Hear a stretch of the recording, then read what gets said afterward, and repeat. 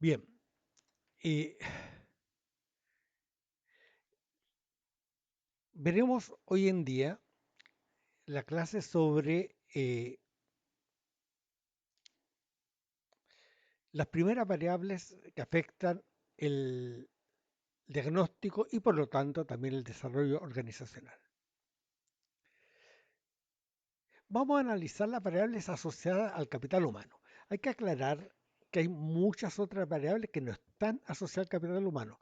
Más adelante vamos a hacer una clase sobre eso, pero recordemos que hay por ahora que hay otras variables que no están asociadas al capital humano y que tienen tanto más relevancia que esto. Pero nosotros, como psicólogos, poco o nada podemos hacer ahí.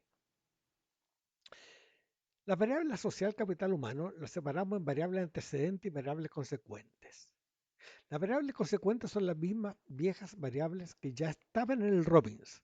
Ya en el Robbins aparecieron cuatro, pero son dos las relevantes, que es desempeño humano y satisfacción laboral. Eh, pero nosotros vamos a ver el antecedente y cómo se afectan las consecuentes y un poco cuáles son variables asociadas a las variables consecuentes que son muy relevantes.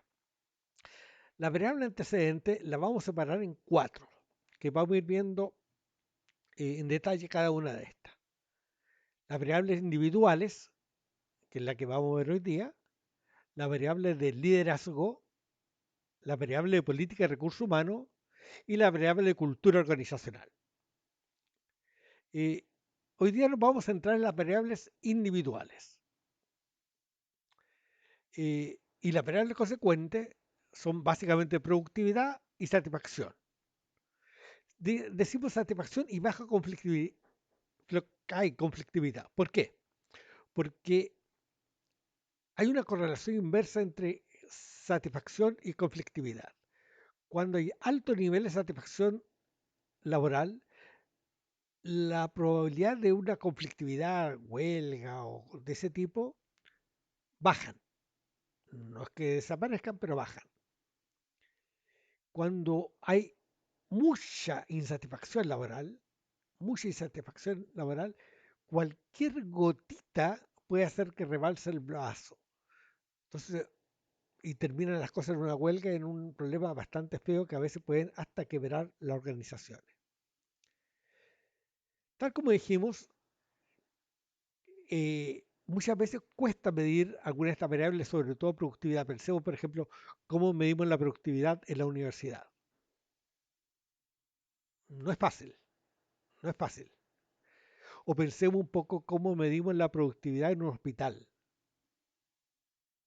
Eh, ¿Cómo medimos la productividad en las Fuerzas Armadas? Hay cosas que son muy simples. Si yo quiero medir la productividad en una fábrica de cerveza, pues cuántas cervezas me producen, se acaba. Pero si yo quiero medir la productividad, por ejemplo, en la Fuerza Armada, ¿cómo lo hago? En tiempo de paz. Curiosamente, ellos son más productivos si es que nunca usan nada de lo que están preparados. ¿Ya?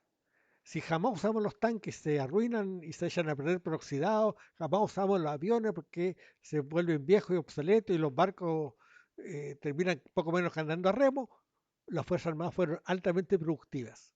¿Por qué? Porque evitaron conflictos. ¿Ya? Un hospital, un servicio de salud, ¿cómo mide su productividad? Cantidad de pacientes. Bueno, y si hacen una labor de prevención tan buena que casi no hay enfermedades, hay una serie de dificultades. ¿Ya? Eh, Después tenemos variables asociadas a ella, a la productividad y también a la satisfacción, que muchas veces se miden y nosotros como psicólogos organizacionales nos suelen pedir que las midamos con frecuencia. La motivación, las competencias laborales, el clima laboral, siempre nos piden evaluar clima laboral y la satisfacción laboral y satisfacción personal. El gran modelo que vamos a manejar es este. Este modelo les ruego que lo impriman, lo graben por ahí, porque constantemente vamos a estar refiriéndonos a él. Entonces, a veces uno se pierde un poquito en los detalles y no sabe dónde encajan acá, ¿ya? Entonces, de repente vamos a estar viendo cosas como orientación a la tarea, orientación a las personas, pues cómo encaja acá, ¿ya? Para no perdernos en en los detalles, siempre hay que tener en cuenta para dónde va toda esta cosa. Tenemos las variables individuales, la variable liderazgo, como ya dijimos, la expectativa de recompensa, la expectativa de autocompetencia. Y nuestras dos grandes variables, que son las variables que siempre están presentes en la psicología laboral. Y estas otras variables que suelen ser subsedáneas, si se quiere decir, pero que son tremendamente demandadas. Eh, Vamos a ver las variables individuales, estas de acá. Las variables individuales en esta asignatura las vamos a ver en términos muy generales y prácticamente va a ser solamente esta clase. ¿Por qué? Porque estas variables corresponden sobre todo a un ramo que se llama selección de personal. La selección de personal la van a ver mucho más en detalle. Pero las variables individuales, hay tres grandes variables individuales que son las que aparecen constantemente en los metaanálisis, que están asociadas al rendimiento de las variables personales. Primero, la inteligencia o factor G. La correlación es punto 30. Ese 0,30 es correlación, punto 30. Puede aparecer poco, sí y no. ¿Por qué? Porque en algunos cargos esa variable juega un papel mucho más relevante que en otros cargos. Por ejemplo, para ser académico universitario el factor G pesa mucho. Para ser gerente pesa mucho. Pero, por ejemplo, para la señora del aseo a lo mejor no pesa tanto. ¿Ya? Eh, para ser portero quizás no pesa tanto. El 0,30 es en promedio, tomando cargos de muy alto nivel a cargos eh, que requieren menos habilidades de este tipo. Eh, Después tenemos la responsabilidad, punto 30. Esta es una variable que se reparte más parejo, eso sí, no es como el factor G que hay tanta diferencia entre cargos. Después tenemos motivación al logro y ética del trabajo. La motivación al logro todos sabemos lo que es tener, tener ganas de conseguir cosas y luchar para obtener estas cosas. Ya no solo tener ganas, sino que hacer las actividades necesarias para lograrlo. La ética del trabajo es un concepto que aparece mucho en los metaanálisis y en los textos, porque es una variable muy gringa. Se refiere a la ética protestante del trabajo. De hecho, no tiene una traducción muy exacta. Lo más exacto sería ética protestante del trabajo. Eh, lo voy a explicar quizás mejor con un ejemplo que les puede quedar más claro. Eh, yo cuando hacía selección de personal, y hubo un tiempo que hacía mucha selección de personal, eh, si me llegaba una persona mormona, de la religión mormona, ya tenía un pie adentro. Bastaba que fuera mormón para que tuviera un pie adentro. Yo no tengo religión, ¿eh? No soy mormón, ni mucho menos. Eh, pero los mormones tenían este concepto de ética protestante del trabajo tremendamente interiorizado. ¿Por qué? Porque ellos, por su religión, consideran que Dios lo está siempre, voy a simplificar un poco esto, eh, como supervigilando, que Dios todo lo observa, todo lo sabe, ¿ya? Incluso no solo lo que uno hace, sino lo que uno piensa, ¿ya? Eh, y por lo tanto, si ellos no cumplen bien su trabajo, Dios lo sabe. Y ya verán que con ese supervisor es mejor que cualquier jefe habido por haber. Por lo tanto, eh, estas personas eran habitualmente, todos los que yo conocí por lo menos, puede que algunos no, eran muy responsables, muy trabajadores. Pues ya verán, pues, si tienen que darle cuenta a Dios. Ese es peor que cualquier jefe. Eh, Recuerden que Dios sabe lo que piensas, lo que obras y lo que omites. Así que no hay vuelta. Eh, Después tenemos dos grandes estrategias de selección de personal. Una, a eliminar sujetos con problemas psicológicos complejos y otra orientada a seleccionar a los mejores para el puesto. La primera, orientar a sujetos con orientada a eliminar sujetos con problemas psicológicos. Eh, Hay una serie de personas que tienen problemas psicológicos relativamente complejos y que para el mundo laboral eh, nos complican mucho la vida, ¿ya? Por ejemplo, vamos a ir a un extremo, una persona psicótica. Una persona psicótica lo más probable es que requiera trabajar bajo supervisión. Eh, es complejo trabajar con alguien psicótico. Yo no he trabajado nunca con personas psicóticas, pero he conocido a algunos y no me imagino trabajar con ellos. Sería realmente muy complejo. Y la mayoría de la gente no tiene capacidad para trabajar con ellos. Entonces son gente que requiere un nivel de supervisión muy estrecho para poder trabajar. Eh, Nivel de supervisión que las empresas no pueden dar. Eh, pero los psicóticos son relativamente escasos. Pero hay otros personajes que sí son bastante más frecuentes. Personas altamente conflictivas. Personas que tienen problemas con todo el mundo. Personas que tienen dificultades neuróticas con figura de autoridad. Personas que se llevan mal con todos los compañeros de trabajo. Pues esas personas son un callo, son realmente una molestia en las organizaciones. Donde van, provocan problemas. Eh, es fácil detectarlo, ¿ah? Es fácil detectarlo. Eh, Después tenemos personas que no soportan el estrés, que ante situaciones de estrés normal se desequilibran. Pues tampoco sirven para muchísimos trabajos. Eh,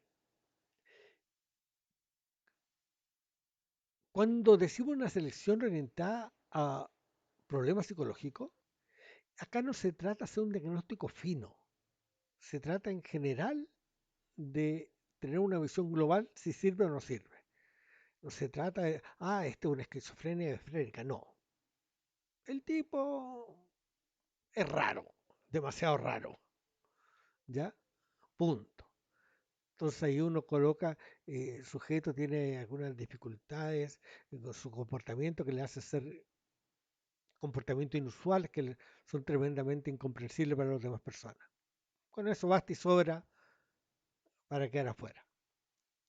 Eh, pero después tenemos la selección de personal, que es organizacional propiamente tal, que es la orientada a seleccionar a los mejores para cada puesto de trabajo. Aquí sí que hay que hacer una buena selección. ¿Ya? Eh, Acá lo primero es que sea pertinente para el cargo. En algunas ocasiones se piden características generales que uno siempre escucha. Buena presencia, Pues yo no sé si para un contador la buena presencia puede ser muy relevante. La buena presencia para un ejecutivo, para un académico, no sé si tendrá mucha importancia. Eh, Afortunados los que tienen buena presencia, pero los que no tienen tan buena presencia pueden llegar a ser muy buenos académicos. Eh, Hay algunos cargos que sí, una secretaria o secretario recepcionista seguramente va a requerir como buena presencia, pero un montón de otros cargos no. Incluso en algunos cargos hasta puede ser contraindicado. Eh, el que sea pertinente para el cargo también incluye que sea pertinente para con quién va a trabajar. Algunos cargos, la persona va a tener una relación muy estrecha con su jefe directo, ¿ya? Un ayudante, una secretaria, y a veces uno debe conocer las características eh, que tiene el jefe para ver qué características se le va a pedir al subordinado. Si la persona es buena onda, es tranquilo, es un buen jefe, pues esto no es tan relevante. Pero a veces ocurre que no se da ese caso. Hay jefes que son groseramente exigentes, ¿ya? Jefes que quieren que la persona trabaje 24/7, jefes que tienen un carácter infernal. Ahí uno tiene que seleccionar una persona que se acomode con esas características. Eh, ¿Qué injusto? Claro que es injusto. Si el jefe es el que debería ser normal, pero a nosotros nos piden el jefe que seleccionemos a alguien para él. Eh, si nosotros tenemos problemas éticos con esto, le podemos decir, ¿sabe qué, señor?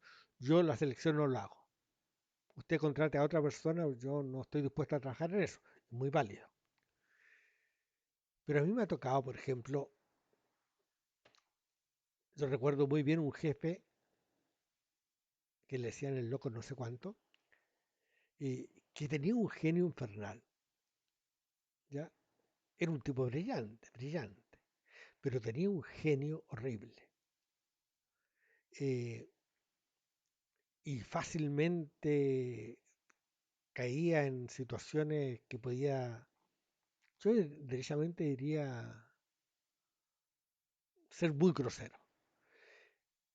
Entonces, para seleccionar a alguien que trabajara con él, había que tener una persona con altísima tolerancia a la frustración.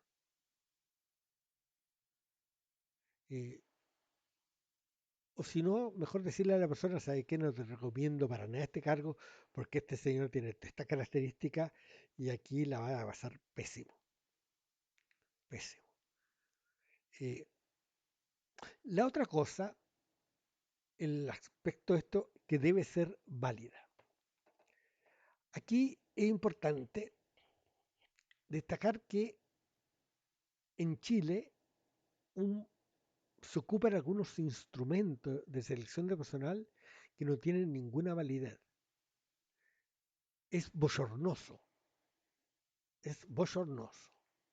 Cuando uno comenta, a mí me ha tocado comentar esto con algunas personas que saben mucho de selección, por ejemplo en España, y no podían creer lo que yo les estaba contando. Por ejemplo, el test de colores. El test de colores no lo conoce nadie, ¿ya? No hay ninguna publicación sobre eso.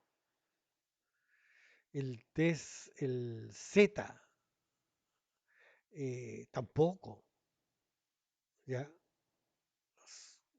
Vean ustedes la revista de selección de personal y eso no aparece. Los test tienen que ser válidos, ¿ya? Hay test psicológico de personalidad y de inteligencia. Los test psicológicos de personalidad, todo lo basado en el Big Five, eh, el 16PF, son buenos instrumentos. Hay otros instrumentos que no los recomiendo ni de broma.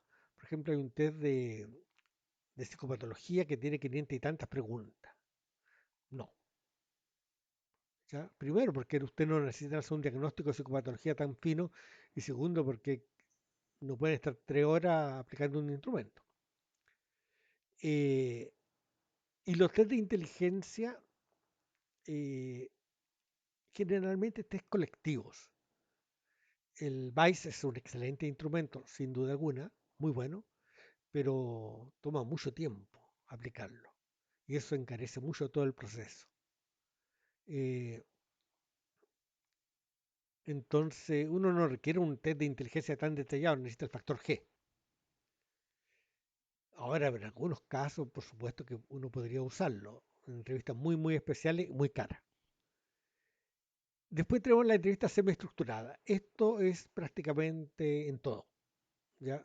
Yo no conozco ningún proceso de selección serio en que no haya una entrevista semiestructurada. Y entrevista por competencia, eh, que a veces sí y a veces no. ¿Ya? Muy bien, eso es todo. Muchas gracias, hasta luego.